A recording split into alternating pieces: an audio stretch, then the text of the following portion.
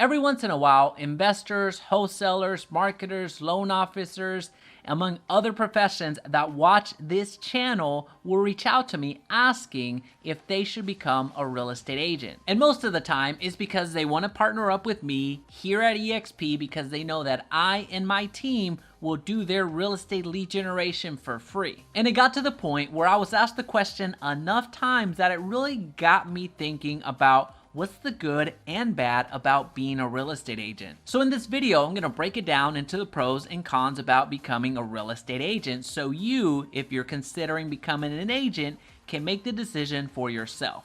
And if you're a real estate agent already and are watching this video, I want you to validate it. I want you to let me know what things I got right and what things I got wrong. But if you're not a real estate agent, pay very close attention because this is gonna help you out tremendously. Hey Ataime, if we're just meeting, welcome to the channel that brings actionable content to grow your business through online marketing. So if that sounds beneficial, consider subscribing. All right, so let's start off with the cons. Let's start off with the bad stuff and get that out of the way early. And the first thing that you need to know about being a real estate agent is that it requires a ton of self-motivation. Understand that when you join a brokerage and become a real estate agent, nobody is telling you what to do. Yes, you're gonna be encouraged by your broker to do certain activities, but at the end of the day, they're not gonna force you. Nobody is out there babysitting you. So it's very important that you have enough self-motivation to stay busy, to make the calls, send the emails, do the door knocking, whatever it is that you do to generate leads. You have to have that discipline to have that self-motivation in order to get some business. And the second con is that there is a ton of competition. There are over 1 million real estate licenses out there. Now, not all of them are active, but just understand that there's over 1 million licenses issued in the United States. So understand that there are plenty of real estate agents out there that are willing to take your business. It's just the nature of it, and don't be surprised if one of your best friends from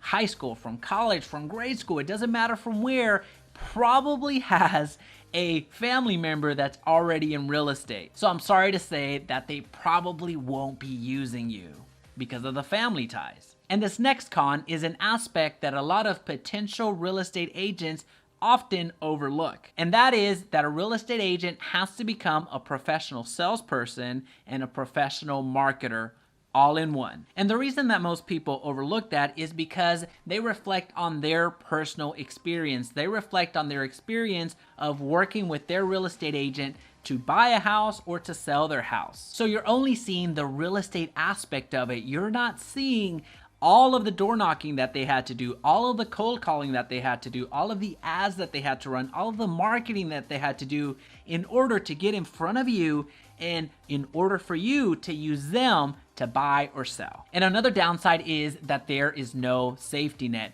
Very few brokerages will actually pay you a salary. And when I say a few, I mean a very small amount of brokerages will actually give you a salary. And another downside to the real estate profession is that it is emotional and stressful. You're talking about an enormous asset, the largest asset that many of your clients will actually purchase in their entire life. So that's a lot of stress. That's a lot of pressure being placed on you by somebody that wants to buy a home and also having to manage the other side of somebody wanting to get the top dollar for their home, and you're having to play a lot of the emotional game to get the transaction done. It's very stressful. And the next downside is something that nobody talks about except your broker. Your broker will bring this part up, and that is liability. As a real estate agent, you have a fiduciary responsibility to your client. So that means that the moment that something goes off or something goes wrong, there is going to be finger pointing, and oftentimes those fingers are going to come to you. Now, I share that with you not with the intention of scaring you. I share that more for your broker because your broker is really the one that has their license on the line. Yes, you are still liable as an agent, but your broker is the one that's going to receive a higher punishment more often than not. And also know that you have E&O insurance, meaning errors and omission insurance. So don't think that the moment that you make one mistake, the entire world is coming to an end. Not at all. But it's good to have a healthy respect into what you're getting into. Hey, one quick thing, I'll let you get right back to the video because we're about to hit the pros list, the list that everybody is waiting for.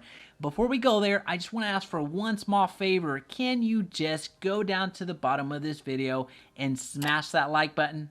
Alright, so now for the good stuff, now for the pros list. What is so good about being a real estate agent? And that is unlimited revenue. And yes, I say unlimited because there is no way that you're going to be able to capture the entire market.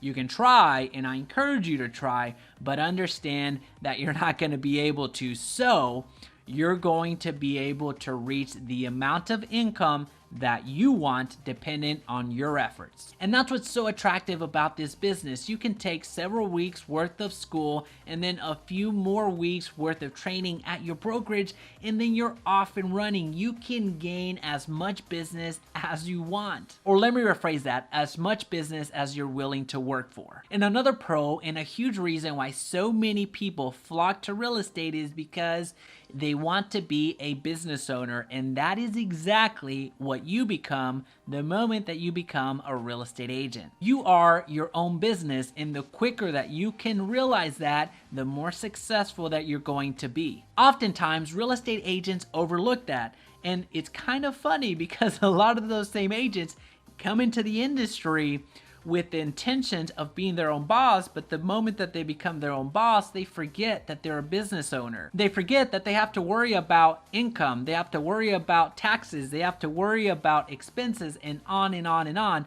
Essentially a business owner. So don't forget that, because that's, again, one of the major reasons why so many people become a real estate agent in the first place. Another huge pro to being a real estate agent is that you have flexibility. If you need a morning off, chances are that you can take it. If you need an afternoon off, again, chances are that you can take it. Now, the moment that you lose that flexibility is the moment that you can't pay for your mortgage. And that happens if you took way too many mornings off or too many afternoons off, because at that point, there's no income coming in. But regardless, the opportunity at flexibility is still there. Another benefit to being a real estate agent is that you are rarely bored. There is always something to do. There's always a sales call to be made. There's always a marketing program to launch. There's always something that you can do in your business to help you out. And that's just getting the business. When you actually have clients, you become even busier, where you're going out and showing homes to buyers, and you're going out there and taking listings, and you're out there analyzing deals for investors. Trust me, the time just evaporates. And another huge benefit to real estate is that it's fairly simple to get into. It doesn't take too much. It depends on the state, but basically you have to take a few credits. Like here in Texas, you have to take 180 approved credits, and then you're able to sit for the exam. Now again, this is just Texas. There are other states that actually require way less credits in order to become an agent. And you may be thinking, well, with all of that upside in potential income and it being relatively simple to get into, it probably costs a ton of money in order to get licensed. But it doesn't. You can earn your credits in person or in class at a real estate school in your area, or you can earn your credits online in an online real estate school. Now, the choice is yours to make depending on how you learn better, but the cost, I can tell you, is going to be cheaper if you go down the online route. So I'll link a discount code down below in the description to my preferred online real estate school, so you can get the benefit of 15 to 40% off dependent on where you are. And after you become licensed, then you have to figure out which broker you're going to join. And one of the biggest determining factors of which broker to join is what is the commission split. And the commission split is going to be all across the board, but at the end of the day, what I encourage you to do is select a brokerage that's going to benefit you in the long run. And lastly, you do pay fees to your association and your MLS